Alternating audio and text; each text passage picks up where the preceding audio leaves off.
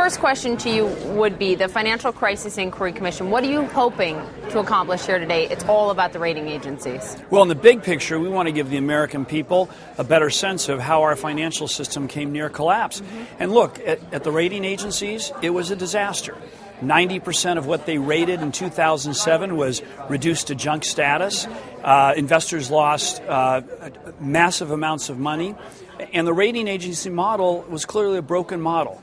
The bankers trying to peddle securities were paying for their ratings. There was a lot of pressure in these rating agencies to produce ratings on very complex securities. So we're trying to find out how it all broke down. Warren Buffett is here. He was subpoenaed to come testify today. The commission asked twice in 2 letters, and he politely declined the offer. You had to subpoena him. Why was having Warren Buffett testify at this hearing so important? Well, so first of all, we've interviewed hundreds of people, so far 800 people.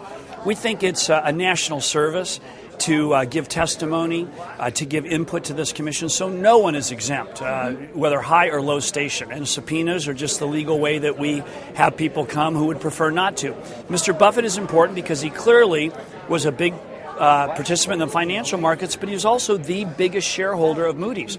He had a stake worth $3 billion in 2007, so it's legitimate to talk to the biggest shareholder about the company. Why is Moody's, former and current executives of Moody's and Warren Buffett, its biggest shareholder, testifying here today, and S&P and Fitch are not? Well, what we've tried to do is do case studies. We're looking at a set of institutions. We've got 1 year, so we're doing investigation on all activities, but we're doing case studies. So no one should infer anything other than we picked Moody's to be our case study. They got the lucky draw. Final question. We are potentially weeks away from the biggest regulatory overhaul of the financial system making it to the president's desk. Wall Street reform made it through the Senate. Now we're seeing some reconciliation with the House. The question is it too late? The findings from this hearing, is it too late to have them change specifically how rating agencies are handled in that reform? Well, I think that's one of the biggest issues still remaining.